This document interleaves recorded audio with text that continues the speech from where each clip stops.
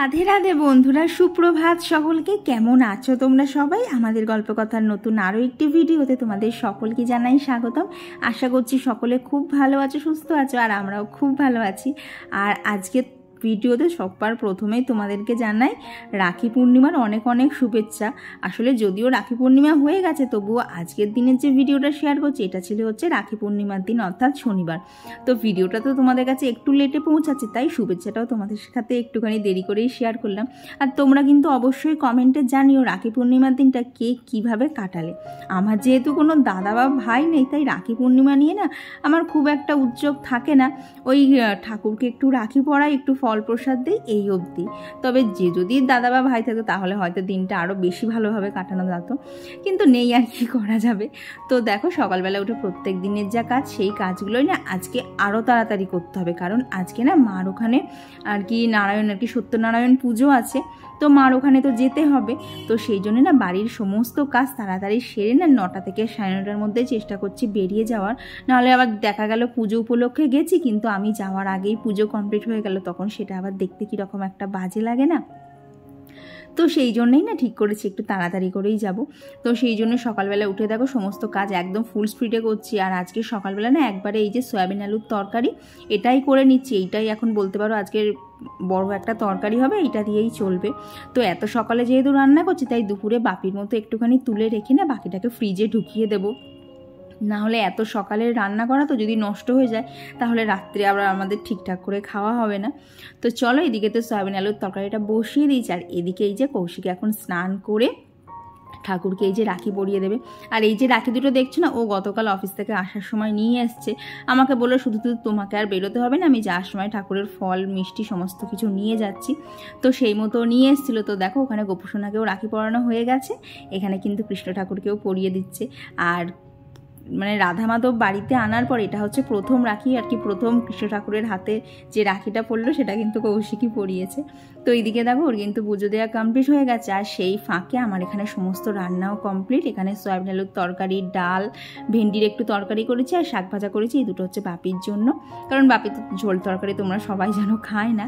তো তারপর তাড়াহুড়ো করে রুটি ফুটি সমস্ত কমপ্লিট করে কৌশিককে প্যাক করে দিয়ে এই যে ও বেরিয়ে গেল। এইবার বলতে পারো ওপরে গিয়ে আরও তাড়াতাড়ি করে সমস্ত কাজ ছেড়ে আমাকে স্নান করতে হবে। তবে তার আগে এইখানে বাপির আর কি সকালের ব্রেকফাস্ট আজকে যেহেতু নিরামিষ, তাই জন্য ডিম সিদ্ধটা আর নেই, নাহলে এখানে সাথে না ডিম সিদ্ধও থাকে। তো ওখানে বাপিকে ব্রেকফাস্টটা দিয়ে দিয়েছি, আর এখানে লাঞ্চটা এই যে একদম রেডি করে থালাটা ঢাকা দিয়ে দিয়েছি, কারণ আমার পক্ষে তো সম্ভব না আবার দুপুরবেলা এসে ভাত বেড়ে দিয়ে আবার একবার যাওয়া।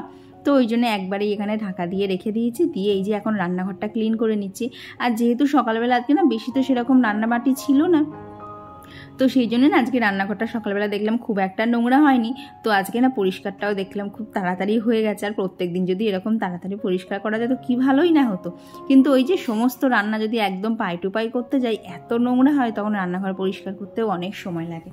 আর এই তো এখন চলে এসেছি হচ্ছে ওপরে। এখন ওপরে যা যা কাজ আছে সেই সমস্ত কাজগুলো সেরে নেব, আর তোমাদের সাথে কমেন্টগুলোও শেয়ার করে নেব।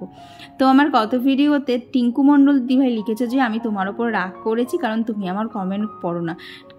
সরি গো দিদিভাই, কিছু মনে করো না। কি বলো তো, একদিন নিজের না এত কথা শেয়ার করার থাকে, আর তারপরে তো কমেন্ট অনেক হয়। এবার আমি যখন পড়তে শুরু করি না একদম লাইন ধরে প্রথম থেকে পড়তে শুরু করি, তাই জন্য না অনেক দিন কী হয় বলো তো, সবারটা মানে পড়ার আগেই কিন্তু আমার ভিডিওটা শেষ হয়ে যায়।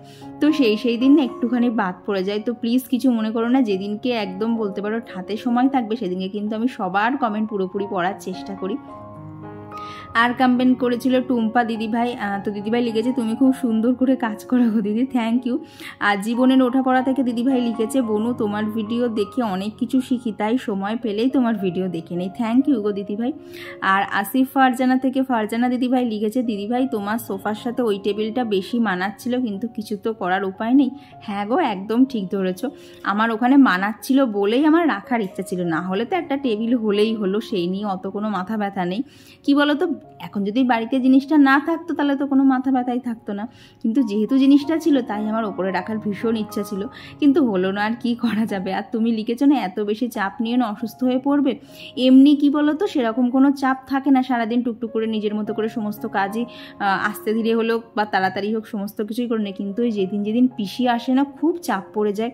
একবার ধরো সকালে ওপরটা ঘর ঝাঁট দেওয়া ঘর মোছা করে নিচে যায়, তারপর না রান্না বান্নার পর না আর নিচটা ঝাঁট দিয়ে মুছতে, তারপর বাসন মাজা, এই কটা করতে করতে না প্রচণ্ড কষ্ট হয়ে যায়। তখন না লাস্টে যখন বাসনটা মাজা শেষ হয় না মনে হয় কোমরটাতে না কেউ একটা কিছু দিয়ে সাপোর্ট দিলে ভালো হয়, কোমরের এত ব্যথা করে। তারপর আবার দুপুরে ঘরে এসে রেস্ট নিলেই কিন্তু ঠিক হয়ে যায়, কিন্তু ওই মোমেন্টটাতে তো আর তখন কাজ করতে ইচ্ছা করে না।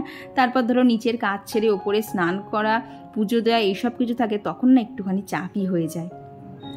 আর কমেন্ট করেছিল সুচরিতা মণ্ডল দিদিভাই, পম্পি পাল দিদিভাই, চৈতালি লিখেছো আমার সামুদ্রিক মাছ ভীষণ ভালো লাগে, আমারও জানো তো খুব ভালো লাগে সামুদ্রিক মাছ।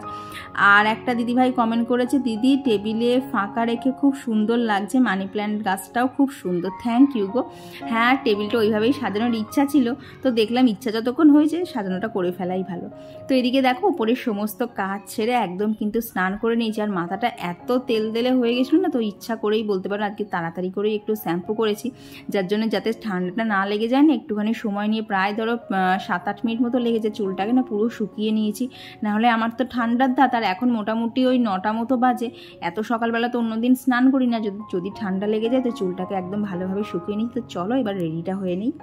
তো স্নান টান সেরে এই যে রেডি হয়ে গেছে, বেশি কিচ্ছু করিনি, জাস্ট যেটা আর কি ভিএলসিসির ময়শ্চারাইজার অ্যাপ্লাই করি সেটা অ্যাপ্লাই করেছি, আর সানস্ক্রিন অ্যাপ্লাই করেছি, আর ঠোঁটে একটু লিপ বাম। আর কিছু ভালো লাগছে না, সকাল থেকে একটানা কাজ করতে করতে না এবার যেই একটু দাঁড়িয়েছি মনে হচ্ছে একটুখানি বসি, কিন্তু এখন আর বসবো না, কারণ অলরেডি 9:30 বেজে গেছে, আমাকে এক্ষুনি বেরোতে হবে। তো এখন টুকিটাকি কিছু জিনিসপত্র নেওয়ার আছে, নিয়েই বেরোবো। তো চলো মাঝখানে আর কোনো ভিডিও করবো না, আগে মার ওখানে যাই, দেন আবার ভিডিওটা কন্টিনিউ করছি। আর তোমাদেরকে বললাম না টুকিটাকি কিছু নেওয়ার আছে, তো টুকিটাকি নেওয়ার মধ্যে এই যে রাইস কুকারটা আর আমার ট্রাইপডটা নেওয়ার ছিল। রাইস কুকারটা নিয়ে যাচ্ছি কারণ মা আজকে পুজোর প্রসাদের সাথেও না একটুখানি নর্মালি আর কি আমাদের ঘরের রান্নাঘরেই আর পনির আর কি আর বাসন্তী পোলাও হবে, তো বাসন্তী পোলাওটা করার জন্যই এইখানে রাইস কুকারটা নিয়ে যাচ্ছি। এগুলো ঠাকুরের ভোগে দেওয়া হবে না, কিন্তু ওই সবার বাড়ি বাড়ি একটুখানি করে দেওয়া হবে। আর আজকে যেহেতু রাখি পূর্ণিমা জানো তো, পাড়ার মোড়ে মোড়ে এরকম রাখি বন্ধন অনুষ্ঠান হচ্ছিলো আর কি, যাদের ধরো কেউ পড়ানোর নেই তারা কিন্তু এখান থেকে পড়ে নিচ্ছে। আর এই দিনগুলো যেহেতু দাদা বা ভাইদের কাছে খুব একটা স্পেশাল দিন, তাই যাদের থাকে না বোন টোন তাদের কিন্তু একটু মন খারাপই হয়। তবে এখন যেহেতু এইভাবে হয় তাই কিন্তু আর কারুর মন খারাপ করার কোনো সুযোগ থাকে না। আর এখানে এসে দেখি মার সমস্ত ফল টল গোছানো হয়ে গেছে, আর দিকে সত্যনারায়ণ পুজোর যে সাজানোটা থাকে না গামছার ওপর আর কি পান সুপুরি পৈতে বাতাসা কাঁচা টাকা সব কিছু দিয়ে যে সাজানো থাকে সেইগুলো করেছে। তারপরে এখানে ঠাকুর সাজিয়েছে, ও আজকে অনেক কাজ করেছে। আমারও জানো তো করার ইচ্ছা ছিল, কিন্তু আমার একটু প্রবলেমের জন্য আমি আর করতে পারলাম না, তো কি আর করা যাবে। তো এখানে দেখো আমাদের কিন্তু পুজো অলরেডি শুরু হয়ে গেছে, আজকে সমস্ত কিছু খুব ভালোভাবে গোছানোও হয়েছিল। তো চলো এখন পুজোটা হয়ে যাক, তারপরে আবার বাকি গল্প করছি, কারণ পুজোর সময় না পুজোটা দেখতেই বেশি ভালো লাগে।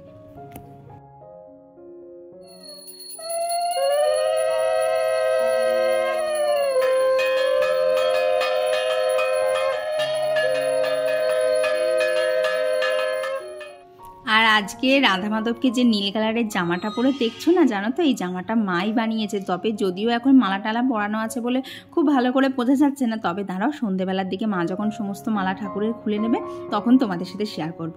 তো পুজো হয়ে গেলে তিনজনের 3 রকম কাজ ছিল আর কি। বোনের কাজটা হয়ে গেছে, ওর কাজ ছিল ঠাকুর গোছানো, সেটা তো ওর সকালেই করে ফেলেছে। এইবার মা আর বোন মিলে ওপরে সমস্ত প্রসাদ গোছাচ্ছে, আর আমি চলে এসেছি নিচে রান্নাঘরে। তো তখন তো খুব মনোযোগ সহকারে এলাম যে রান্না করব। আর মার রান্নাঘরে এলে কি হয় বলো তো, আমার জিনিসপত্র খুঁজতে খুঁজতেই অনেক সময় চলে যায়। মাকে জিজ্ঞেস করি মা এটা কোথায় গো, এবার মা যেটা বলে না সেটা অবধি আর আমার চোখ পৌঁছায় না। তো যাই হোক হাতড়েই করছিলাম, কারণ মা তো এখন উপরে ব্যস্ত রয়েছে। তো আজকে যেহেতু বাসন্তী পোলাও করবো, তো সেজন্য না ভাবলাম চালটাকে আগেই ম্যারিনেট করে নিই। আর এখন তো কি সুন্দর কারেন্টের মধ্যে কাজ করছি, এর মধ্যে কিন্তু জানো কারেন্টও চলে গেছিলো খানিকক্ষণ বাদে। তো এখানে দেখো পোলাওয়ের চালটা ম্যারিনেট করার জন্য এখানে ঘি নিয়ে নিয়েছি, সামান্য পরিমাণে আদা গ্রেট করে নিয়েছি, আর না এখানে এখানে নুনও দিয়েছিলাম, সেটা না কি করে ভিডিওটা স্কিপ হয়ে গেছে। আর দিয়ে দিয়েছি হচ্ছে হলুদ, এটা কিন্তু বেশি দিলে হবে না, একটু সামান্য পরিমাণেই দিতে হবে। তো সমস্ত কিছু দিয়ে এখানে কিন্তু ম্যারিনেট করে নিচ্ছি। আর এখানে চাইলে তোমরা লঙ্কা বাটাও দিতে পারো, আমি যেহেতু সবার বাড়ি দেবো না, এবার সবাই ঝাল খেতে পছন্দ করে কি করে না সেটা তো জানি না, তো সেই জন্য না আজকে আর এখানে ঝাল দেইনি, এমনি ঝাল ছাড়াই করেছি। তো ওখানে চালটা ম্যারিনেট করে নিয়েছি। আর এখানে দেখো যে কাজুগুলো ছিল না সমস্তটা আস্ত কাজু ছিল। তো পোলাওতে দেবো, তো পোলাওতে না আমার এরকম মানে হাফ হাফ করে কাজু দিতেই বেশি ভালো লাগে, তাহলে না কাজুর পরিমাণটাও বেড়ে যায়, মানে কাজুটা একটুখানি পোলাওয়ের মধ্যে বেশি দেখা যায়। তো এরই মধ্যে এই যে ঝমঝমিয়ে বৃষ্টি চলে এসছে, এত মুষলধারে বৃষ্টি চলে এসছে না, এই ওইদিকে রান্নাঘরের কাজ ফেলে সমস্ত জানলা দরজা বন্ধ করতে হয়েছে। তো এরই মধ্যে যা বৃষ্টি হচ্ছিল কারেন্ট চলে গেছে, কিন্তু কারেন্ট চলে গেছে বলে তো আর কাজ থামানো যাবে না, তবে কাজ কিন্তু যেন থেমে গেছিলো, কারণ ওই যে বললাম রাইস কুকারে পোলাওটা বানাবো, তো কারেন্ট না থাকলে রাইস কুকারটা চলবে না। আর এই যে পনিরটা দেখছো না, পনিরটা মা আজকে হচ্ছে কাজু, চারমগজ, পোস্ত বাটা দিয়ে করবে, এবং সেটাও বাটতে গেলে একটুখানি মিক্সারটা হলে ভালো হয়। তো সেই জন্য মা বললো তুই সমস্ত জোগাড় করতে থাক, যদি তার মধ্যে কারেন্ট এসে যাইতে ভালো, না হলে অগত্যা শিলনোড়াতেই করতে হবে। তো জানো তো মানে এই যে ম্যারিনেট করছিলাম, তারপরে টুকটাক এদিক ওদিক একটু গল্প টল্প করতে করতেই কিন্তু কারেন্টও চলে এসেছিলো। তো এখানে দেখো সমস্ত পনিরটা কেটে নিয়েছি, নিয়ে এখন ভালো করে নুন আর হলুদটাই মাখিয়ে নিয়েছি। মা যেহেতু লঙ্কার গুঁড়ো একদমই রান্নাঘরে রাখে না, তো যার জন্য আর মানে লঙ্কার গুঁড়োটা অ্যাড করতে পারিনি। তো এখানে চাল ম্যারিনেট করা কমপ্লিট, ওখানে কাজু বাদামও ছাড়িয়ে নিয়েছি, কিশমিশও ভালো করে ধুয়ে নিয়েছি। তো সমস্ত কিছু হয়ে গেলে এখানে মা একটুখানি প্রসাদ দিয়েছিল, আর কি সত্যনারায়ণ পুজোর তো মেন প্রসাদই হচ্ছে সিন্নি প্রসাদ। তো সেটাই তিনজনে মিলে আর কি, আমি মা বোন তিনজনে মিলে খেয়ে, বোন একটুখানি রেস্ট নিচ্ছে, ও সকাল থেকে বেচারা অনেক কিছু করেছে। আর মা গেছে একটুখানি ঘর টরগুলো গোছাতে, কারণ দেখবে পুজো হলে কিন্তু ঘর টর খুব আগোছালো হয়ে যায়, তো মা গেছে সেগুলো গোছাতে।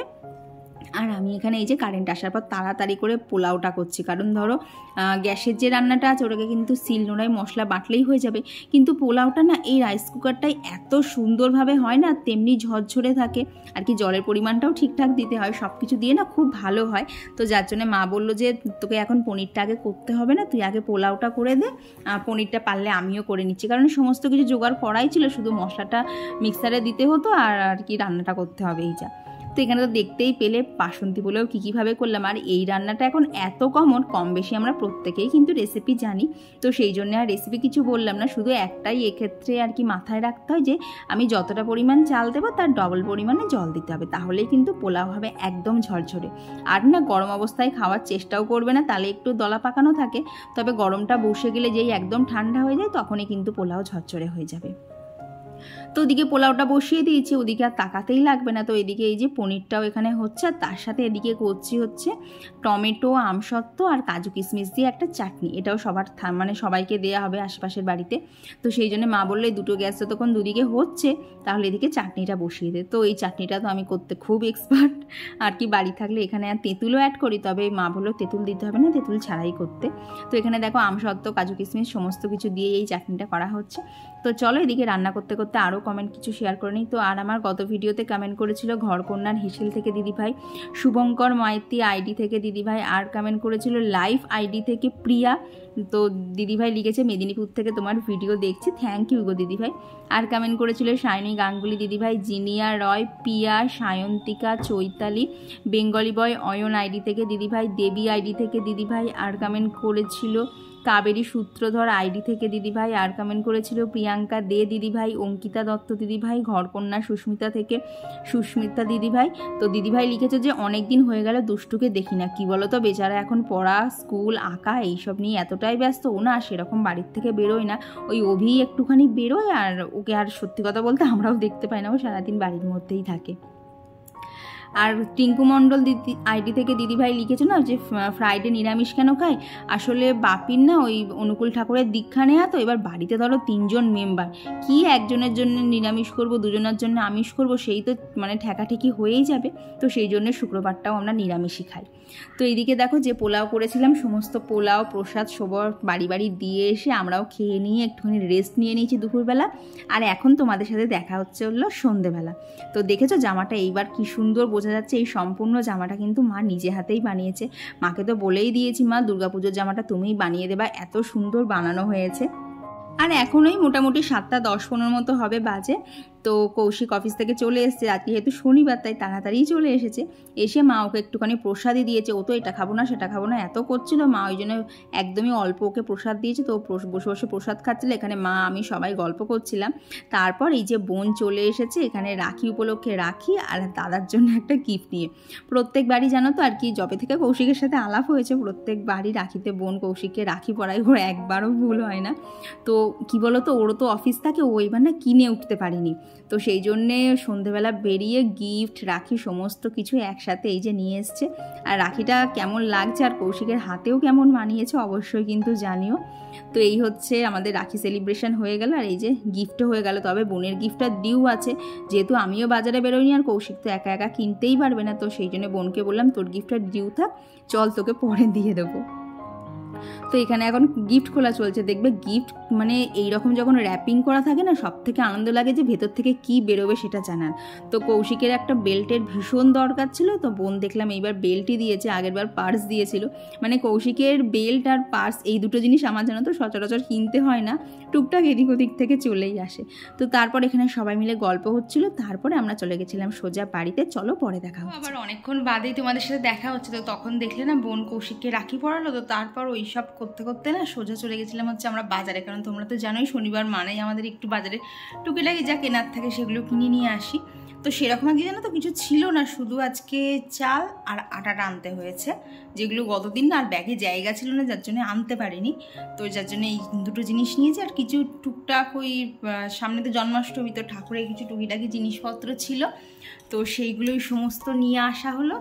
তো এই হচ্ছে এখন মানে মার ওখান থেকে বেরোনোর পর বাজারঘাট, তো তারপর বাড়ি এসেছি, এসে ওই যা ধরো টুকিটাকি যে প্রতিদিনের কাজ থাকে, এটা তোলা ওটা তোলা, তারপরে যে জিনিসপত্রগুলো আনা হয়েছিল সেগুলো জায়গার জিনিস জায়গায় রাখা, তো এইগুলো করা হয়েছে। তারপরে না আর করেছিলাম, মার ওখান থেকে আসার সময় পোলাও নিয়ে এসেছিলাম।